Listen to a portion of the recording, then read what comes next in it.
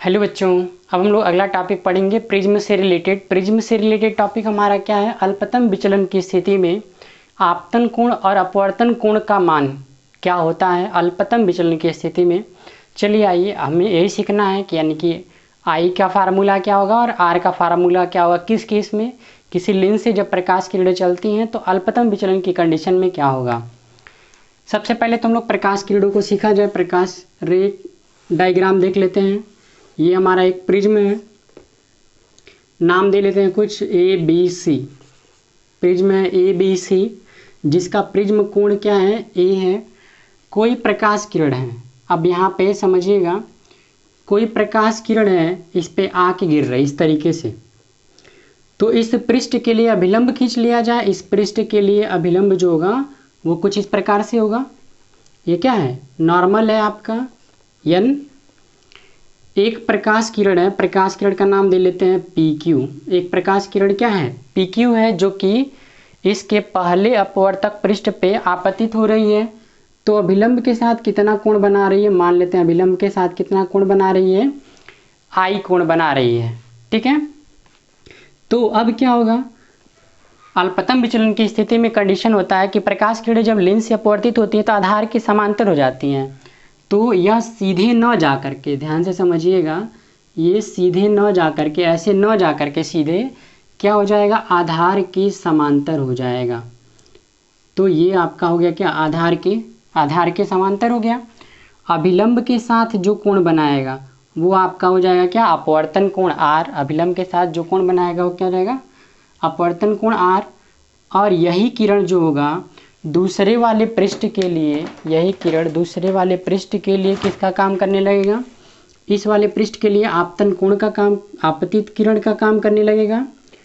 और इस वाले पृष्ठ के अभिलंब की बात करें तो कुछ इस प्रकार से, इसका भी अभिलंब खींच लेते हैं हम लोग, इसका भी अभिलंब खींच लिया जाए तो इस वाले पृष्ठ का भी अभिलंब मिल गया। तो क्या होगा? सघन से विरल में जा रही है तो अभिलंब से क्या हो जाएगी? दूर हट जाएगी, और दूर हटते हुए कुछ इस तरीके से चली जाएगी। नाम बना लेते हैं पी क्यू, क्यू आर, और ये हो गया आर एस। तो इस तरीके से पूरा आपका क्या बन गया पाथ इसका? पी क्यू आर एस जो है, यह प्रिज्म से गुजर करके प्रकाश किरण आगे की तरफ चल रही है, इसका पूरा रास्ता बनेगा। पहले वाले से जो कोण बना रहे हैं आई आर, और यहाँ पे अभिलंब के साथ जो कोण बनेगा, मान लेते हैं कि यह जो कोण बन रहा है वो कितना बन रहा है? आर डैश बन रहा है। ठीक है, और अभिलंब के साथ जो निर्गत कोण बन रहा है, यहाँ पर बाहर की तरफ निकल रहा है, तो अभिलंब के साथ जो निर्गत कोण बन रहा है, निर्गत कोण को हम लोग यहाँ पे लिखेंगे आई डैश से। निर्गत कोण को किससे लिखेंगे? आई डैश से। वैसे निर्गत कोण को ई से भी लिखा जाता है, तो कोई इशू नहीं, आप ई भी लिख सकते हैं और आई डैश भी लिख सकते हैं। तो कन्फर्म हो गया, पहले पृष्ठ के लिए आपतन कोण आई, अपवर्तन कोण आर, दूसरे वाले पृष्ठ के लिए आपतन कोण आर डैश और निर्गत कोण r dash, sorry i dash है। बाकी कुछ चीज़ों को और देख लेते हैं। जाना चाहिए था इसको इधर, लेकिन अपने रास्ते से कितना विचलित हो गया? इधर गया है ना, इधर न जा कर के इधर गया है, तो कितना विचलन हुआ है, कितने अपने रास्ते से विचलित हो गया है। इसी लाइन को आप पीछे की तरफ अगर बढ़ा देंगे तो पता चल जाएगा कि कितना विचलित हुआ है। यही कोण जो है आपका क्या हो जाएगा? विचलन कोण हो जाएगा। मान लेते हैं कि विचलन कोण क्या है? डेल है। कुछ नाम दे लेते हैं, इसको नाम दे लेते हैं डी, इसको नाम दे लेते हैं ई। जहाँ पे दोनों एक दूसरे को काट रहे हैं, दोनों अभिलंब एक दूसरे को काट रहे हैं। कौन कौन? एक अभिलंब आपका एन है और एक अभिलंब क्या है? एन डैश है। दोनों एक दूसरे को जहाँ पे काट रहे हैं उसी को आप मिला देंगे, तो मान लेते हैं दोनों दूसरे को कहाँ पे काट रहे हैं? ई पे काट रहे हैं। तो ये जो है पूरा आपका रे डायग्राम है पूरा इसका। एक बार फिर समझ लीजिए, एक प्रिज्म बना लिया गया है ए बी सी। ठीक है, इसके पहले पृष्ठ का अभिलंब ये है, दूसरे पृष्ठ का अभिलंब ये है। पहले पृष्ठ पे इससे आई कोण बनाते हुए कोई प्रकाश किरण पी क्यू आ रही है, जो पहले पृष्ठ से अपवर्तन के पश्चात प्रिज्म के आधार के समांतर जाती है, पी क्यू आर रास्ते से होके जाती है। ठीक है, क्यू आर रास्ते से होके जाती है। अब दूसरे वाले अपवर्तक पृष्ठ से जब टकराती है तो आई डैश कोण बनाते हुए इस तरीके से आधार की ओर झुकते हुए निकल जाती है। वैसे कॉन्सेप्ट समझा जाए तो प्रिज्म से जब कभी भी कोई प्रकाश किरण गुजरती है, किसी प्रिज्म से होकर के गुजरती है, तो वह सदैव आधार की ओर झुकती है। ठीक है, इस चीज़ को वेरीफाई भी कर लेते हैं 2 मिनट का समय दे करके। जैसे उत्तल और अवतल लेंस को ध्यान से समझिएगा। एक जो उत्तल लेंस होता है आपका, वह मान लेते हैं अनेक छोटे छोटे प्रिज्मों का कटा हुआ हिस्सा होता है। ठीक है, किस तरीके से, ऐसे देख लीजिए, ये हो गया, इसको मिटा दीजिए। क्या एक प्रिज्म बन रहा है कि नहीं बन रहा है? यहाँ पे इसको हटा दीजिए, तो एक प्रिज्म बन रहा है कि नहीं बन रहा है? और प्रिज्म बन रहा है तो आप प्रिज्म की प्रॉपर्टी भी अभी भी पढ़े हैं। प्रिज्म में क्या होता है, प्रकाश किरणें सदैव किसकी ओर झुक जाती हैं? आधार की ओर झुक जाती हैं। इस तरीके से हम कह सकते हैं, चाहे वो हमारा उत्तल लेंस हो, चाहे वो हमारा कौन सा लेंस हो, अवतल लेंस हो, वह बहुत सारे प्रिज्मों से मिल करके बना होता है। चाहे वो उत्तल लेंस हो, चाहे वो क्या हो, अवतल लेंस हो, वह बहुत सारे प्रिज्मों से मिल करके बना होता है। जैसा कि आप फिगर से अब देख के अब क्लियर हो ही गया होगा कि जो लेंस होते हैं हमारे, वो भी क्या छोटे छोटे प्रिज्मों को जोड़ करके मिला बनाया हुआ मालूम कर सकते हैं, मान सकते हैं। अब सुनिएगा ध्यान से, यहाँ पे क्या होता है, प्रकाश किरणों को क्या करता है, केंद्र की ओर मुड़ता। अभिसारी, इसका गुण क्या होता है? अभिसारी का गुण होता है केंद्रित करने का। क्यों? क्योंकि जो प्रकाश किरण चलेगी किधर की ओर झुकती है? आधार की ओर। तो इस लेंस का आधार कौन होगा? यही मोटा है तो यही आधार होगा, आधार की ओर मुड़ेगा। इधर चलेगा तो प्रकाश किरण किधर मुड़ेगी? आधार की ओर मुड़ेगी, तो आधार की ओर मुड़ा। इसी तरीके से इसका आधार क्या होगा? ये चौड़ा वाला हिस्सा आधार होगा, इधर की तरफ मुड़ेगा। इसके लिए आधार क्या होगा? ये होगा, आधार की ओर मुड़ेगा। ठीक है, इसी तरीके से यह भी क्लियर हो गया कि किसी प्रिज्म से होकर के प्रकाश किरण गुजरता है तो किधर की तरफ झुकता है? आधार की तरफ झुकता है। और यह भी सिद्ध हो गया कि उत्तल लेंस में क्यों अभिसारी ही गुण होता है, क्यों ये प्रकाश किरणों को अभिकेंद्रित ही करता है। क्लियर है? अवतल लेंस के लिए समझ लेते हैं। जो प्रकाश किरण चलेगा किधर की ओर झुकेगा? लेंस के प्रिज्म के कॉन्सेप्ट से समझा जाए तो किधर की ओर झुकना चाहिए? आधार की ओर। आधार की ओर झुक गया, चलेगा, आधार की ओर झुक जाएगा, चलेगा, आधार की ओर झुक जाएगा, आधार की ओर झुक जाएगा। तो आप जानते हैं इसका जो गुण होता है वह किसका होता है? अपसारी का होता है। यानी कि यह जो होता है प्रकाश किरणों को क्या करता है? फैलाता है। तो यहाँ से ये भी सिद्ध हो गया कि कोई भी लेंस हो, वह मान सकते हैं बहुत सारे छोटे छोटे प्रिज्मों से जोड़ करके ही बनाया गया है।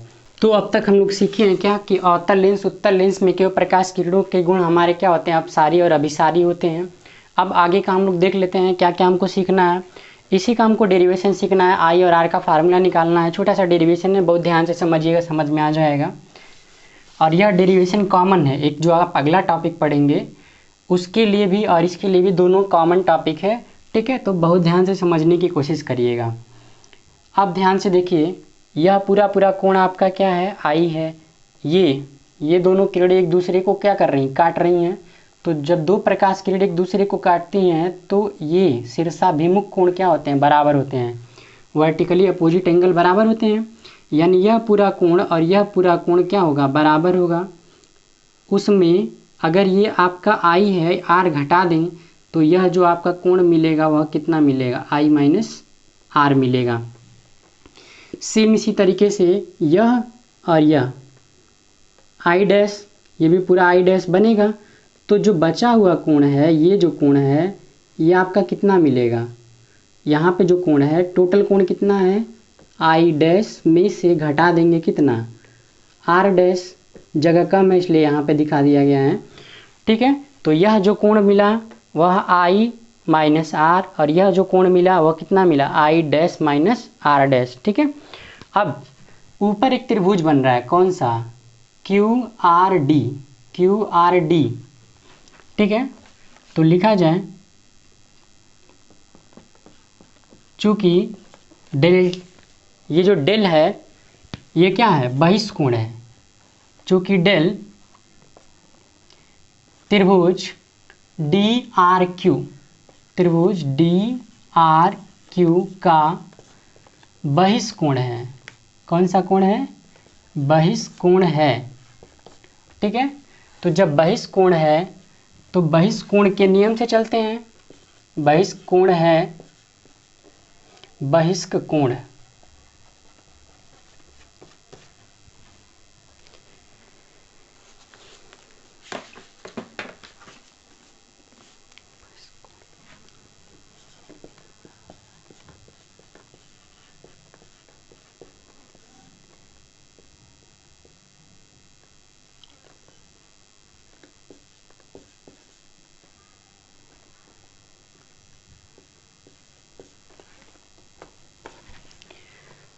इसका बहिष्कोण है, तो बहिष्कोण के नियम से क्या होता है, बहिष्कोण जो होता है, चलिए समझते हैं बहिष्कोण क्या होता है। जब किसी भी त्रिभुज में एक भुजा को खींच के बढ़ाया जाता है तो बाहर जो कोण बनता है उसी को हम लोग क्या कहते हैं, बहिष्कोण कहते हैं। जब किसी त्रिभुज की एक भुजा को खींच के बढ़ाते हैं तो बाहर जो कोण बनता है वो बहिष्कोण बनता है। और बहिष्कोण हमेशा शीर्षाभिमुख कोणों के योग के बराबर होते हैं, मतलब इसके जस्ट पास वाला छोड़ देंगे, इन दोनों के योगफल के बराबर होंगे। तो ये हमारा कितना है, आई माइनस आर, और ये कितना है, I dash minus are dash. इन दोनों का जो योगफल होगा वो किसके बराबर होगा, डेल के बराबर होगा। तो यहाँ पे बहिष्कोण के नियम से जब बहिष्कोण है तो क्या होगा, इसका जो मान होगा वो किसके मान के बराबर होगा, आई माइनस आर प्लस यहाँ से क्या मिलेगा हमको, i dash minus are dash. अब आई को एक साथ कर लेते हैं, आई प्लस आई दोनों प्लस में ही है, आई प्लस आई डैश, और दोनों आर माइनस में है, माइनस कॉमन कर लेंगे तो क्या मिलेगा, आर प्लस आर डैश मिलेगा।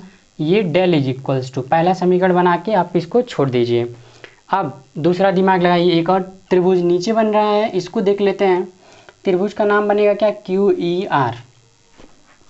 त्रिभुज क्यू ई आर में जब क्यू ई आर में चलेंगे तो त्रिभुज के तीनों कोणों का योगफल कितना होता है, 180। कौन कौन, आर प्लस ई दोनों का योगफल कितना होगा, R plus are dash plus E बराबर कितना के होगा, 180 के होगा, 180 के होगा। तो आप यहीं से क्या करिए, ई का मान निकाल लीजिए।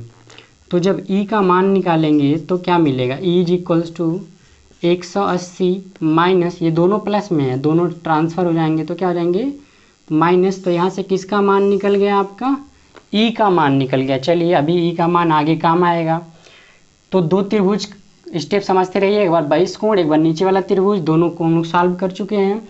अब आते हैं चतुर्भुज में, चतुर्भुज ए क्यू ई आर, ठीक है। चतुर्भुज का नाम याद कीजिए क्या क्या है, चतुर्भुज ए क्यू ई आर, ए क्यू ई आर में जब चलेंगे तो चतुर्भुज में क्या होता है, चारों कोणों का योगफल कितना होता है, 360। ये और ये चारों का योगफल हमको 360 दिखाना है। यानी कौन कौन सा एंगल है, angle A plus angle E, angle A angle E, और ये जो एंगल है एंगल क्यू, ठीक है। Angle A angle E angle Q और प्लस एंगल क्या, आर, जिसमें बात की है केवल उसी में बात हो रहा है, ये सभी अंदर के कोण हैं। तो इन सभी का जो योगफल होगा वो कितना होगा, 360 होगा। अब चूंकि ये अभिलंब है, ये क्या है, अभिलंब है, तो यह जो पूरा पूरा कोण होगा 90 होगा, और ये जो पूरा पूरा कोण होगा वो 90 होगा। यानी कि Q और R दोनों कितने कितने होंगे, 90 होंगे। तो A को आप A रहने दीजिए, E के जगह पे E का मान रख लीजिए, कितना, 180 minus r plus are dash, Q के जगह पे 90 और R के जगह पे 90 बराबर कितना के 360। सबको जोड़ लेते हैं, 90 90 180 और 180 कितना 360। तो 360 से 360 आपका क्या हो गया, कट गया। एक बार फिर सुन लीजिए, Q और R आपके 90 हैं अभिलंब होने के कारण, 90 और E का मान कितना निकाला गया था वही लिख लिया गया है। तो 80 90 80 दोनों को जोड़ लेंगे तो 180 180 360 कट गया। अब क्या मिला, तो मिला A और ये पूरा माइनस है, ट्रांसफ़र कर लेंगे तो क्या हो जाएगा, प्लस हो जाएगा। यानी A इज इक्वल्स टू क्या मिला, R प्लस आर डैश मिला। इसको आप नेक्स्ट इक्वेशन बना के छोड़ दीजिए। यानी जहाँ R प्लस आर डैश होगा वहाँ हम लोग क्या लिख सकते हैं, A लिख सकते हैं। A क्या है, आपका प्रिज्म कोण है। तो इस समीकरण में मान रख लीजिए, ठीक है। इसी को कहाँ पर रख लिया जाए, समीकरण 1 में।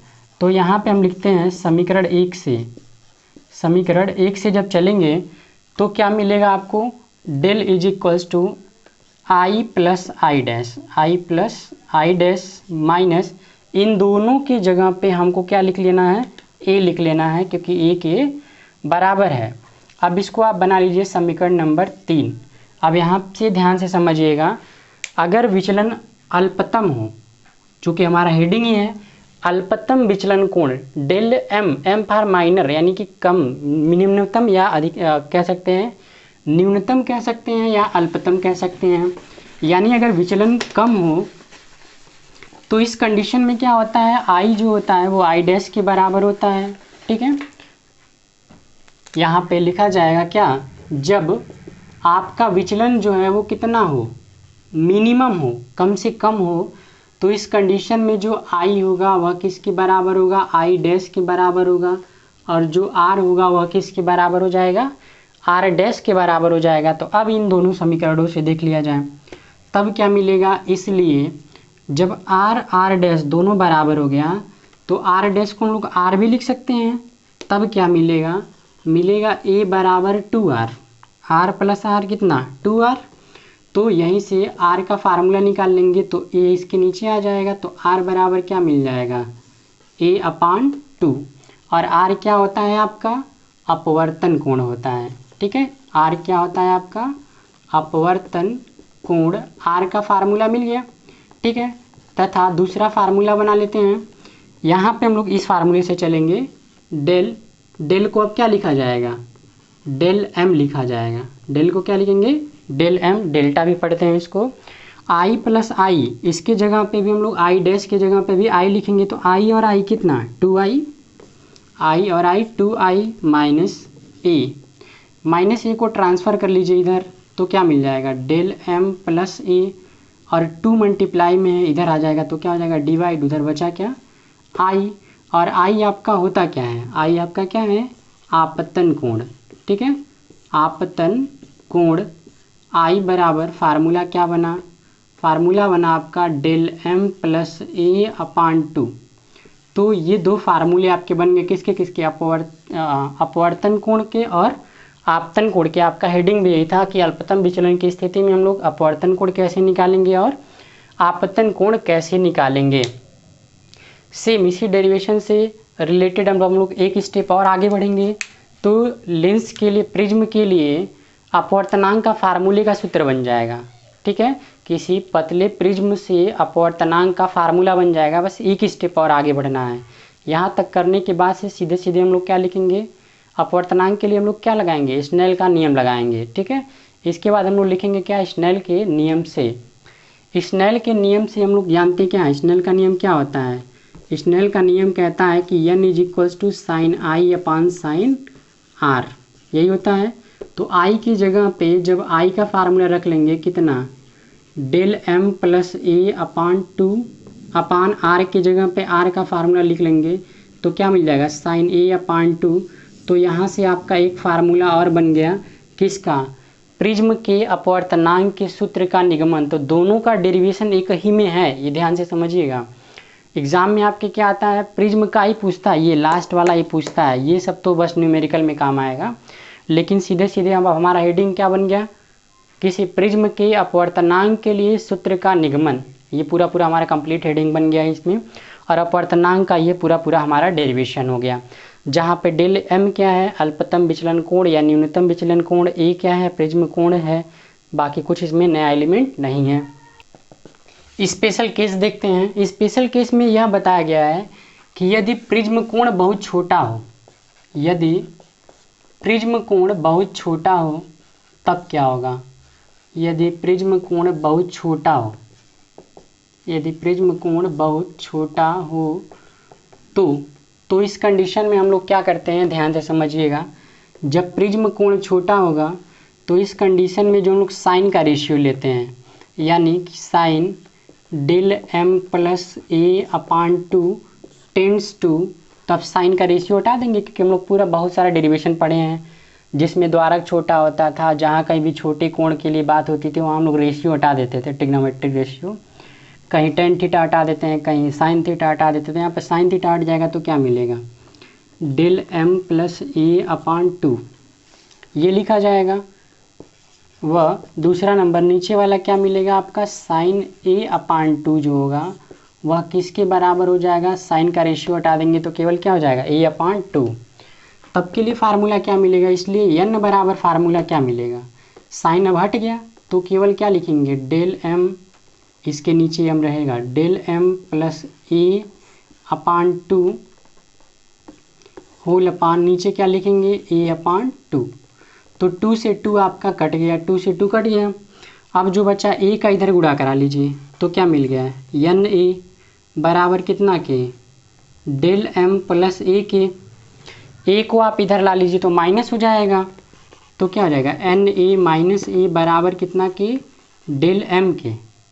तो डेल एम को ऐसे ही लिख लीजिए, या दोनों में से क्या कॉमन है, ए कॉमन है, ए कॉमन कर लेते हैं तो यहाँ से बचेगा एन और यहाँ से बचेगा 1। यह फार्मूला आपके बोर्ड एग्ज़ाम के लिए बहुत ही इम्पॉर्टेंट है। किसके लिए है, अल्पतम विचलन के लिए। यह जो फार्मूला बना, यह फार्मूला किसके लिए बना, अल्पतम विचलन के लिए यह फार्मूला बना। किसी पतले प्रिज्म से अल्पतम विचलन के लिए फार्मूला बना, जिसमें केवल दो बातों पर निर्भर करता है कि उस प्रिज्म का अपवर्तनांक क्या है और प्रिज्म कोण क्या है। ठीक है, इन दोनों बातों पे निर्भर करेगा। अब देखिए क्या करना है हमको, किसी प्रिज्म के लिए आई डेल ग्राफ खींचना है, यानी कि अपवर्तन कोण और विचलन कोण के बीच हमको क्या बताना है, ग्राफ खींचना है। तो इस ग्राफ के लिए हम लोग क्या करेंगे, ग्राफ के लिए ध्यान से समझिए क्या करना होगा। एक आपको विचलन कोण और एक आपतन कोण बनाना है, एक विचलन कोण और एक आपतन कोण। इसको ले लेते हैं, ये आपका दोनों बन गया। एक जो होगा आपका क्या हो जाएगा, विचलन कोण, और एक हो जाएगा आपका आपतन कोण। इसको बना लेते हैं हम लोग आपतन कोण, आपतन कोण, और ये बना लेते हैं हम लोग क्या, विचलन कोण। एक आपतन कोण हो गया और एक क्या हो गया, विचलन कोण हो गया। अब इसमें ध्यान दीजिए, अभी भी हम लोग पढ़े हैं कि महत्तम विचलन कब होता है, सॉरी न्यूनतम विचलन कब होता है, जब आई होता है। तो इधर बढ़ते हैं और 2-3 नाम बना लेते हैं। मान लेते हैं कि ये हमारा क्या है, I1 है, कुछ दूरी पे क्या है, I है, क्या चीज़, आपतन कोण। एक तीसरा मान लेते हैं, इसका क्या, I2। तो I1 की स्थिति में विचलन अधिकतम होता है, या कह सकते हैं न्यूनतम से थोड़ा सा अधिक होता है। एक कंडीशन में पढ़ा गया है कि न्यूनतम विचलन कब होता है, अभी भी लिखे थे हम लोग, जब विचलन न्यूनतम होगा। कंडीशन लिखा था, गया था ना, जब डेल क्या होगा, डेल एम होगा। इस कंडीशन में आई बराबर होगा आई डैश के, या अगर 1-2 लिखे तो ये 1-2 हो जाएगा। मान लेते हैं ये हमारा क्या है, I1 है, ये I2 है, मतलब ये आपतन कोण के अलग अलग मान है। इसी तरीके से इधर चलेंगे तो हम लोग किसका मान लिखेंगे, विचलन का लिखेंगे। तो यहाँ पे हम बना लेते हैं क्या, यहाँ पे विचलन बना लेते हैं डेल एम। इसके नीचे बना लेते हैं हम लोग क्या, डेल। इसके ऊपर क्या बना लेते हैं, डेल। ठीक है, इसको भी आप 1-2 लिख सकते हैं, कोई दिक्कत नहीं है। विचलन कोण 1, विचलन कोण 2, इस तरीके से लिखा जा सकता है। बस यहाँ पे हमको यही समझना है कि विचलन किस स्थिति में जो है वो अधिक होता है, यही चीज़ें हमको सीखनी है। तो ध्यान से समझिएगा। अब दोनों को मिला लेते हैं। जानते हैं कि न्यूनतम विचलन की स्थिति में, न्यूनतम विचलन की स्थिति में कोण किसके बराबर होता है, आई के बराबर होता है। तो दोनों को मिला लिया गया। जब आई होगा तो विचलन क्या होगा, निम्नतम होगा। दोनों एक दूसरे को काटे हैं कहीं कहीं। अब किसी एक को और मिला लीजिए, इसके बाद वाले को मिला लेते हैं, इसको मिला लेते हैं, ठीक है, और इसको मिला लेते हैं। कुछ इस तरीके से ये दोनों एक दूसरे को यहाँ पे काटेंगे, ठीक है। और इसी तरीके से अगर बनाना है तो ये दोनों एक दूसरे को यहाँ पे काटेंगे, ठीक है। बट हमको क्या खींचना है, वक्र खींचना है, कर्व खींचना है, इससे हमारा कोई मतलब नहीं है, ठीक है। अब मतलब किससे है उसको ध्यान से समझिएगा। तो इस कंडीशन में क्या होगा, इसको जब ऊपर की तरफ हम लोग मिलाएंगे तो यहाँ पे कट करेगा, इससे कोई मतलब नहीं, इसको हटा भी सकते हैं आप, ठीक है। तो इस कंडीशन में क्या होगा, आप ध्यान से समझिएगा। इस कंडीशन आपतन कोण की स्थिति में विचलन क्या होगा, न्यूनतम होगा। ये साइन कर्व बनता है क्योंकि साइन थीटा आ रहा था। तो यहाँ पे यानी कि कुछ इस तरीके से बनाना है, इसको मिलाते हुए ऊपर की तरफ ले चलना है ऐसे, और इसको मिलाते हुए ऊपर की तरफ ले चलना है। तो इस तरीके से जो आपका कर्व बना, यह कर्व किसके लिए बना, यह कर्व जो है वो किसके लिए बना, आई डेल्टा ग्राफ के लिए बना। एक बार फिर समझ लीजिए, जब आपका विचलन न्यूनतम होता है तब कोण आपतन कोण क्या होता है, आई होता है, लिख लिया गया। लेकिन जब इसके अलावा इससे कोई भी एंगल चेंज होगा, चाहे वो पहले होगा चाहे वो बाद होगा, इस कंडीशन में आपका विचलन चेंज हो जाएगा। तो अगर एक डेल एम और एक डेल मान लेते हैं तो डेल एम कब होगा, जब आई पे होगा। डेल कब होगा, चाहे वो I2 पे रहेगा तभी भी डेल होगा और I1 पे रहेगा तभी भी क्या होगा, डेल होगा। तो इस तरीके से यह जो कर्व बना, ये जो ग्राफ बना, वह किसके लिए बना, आई और डेल का ग्राफ बना।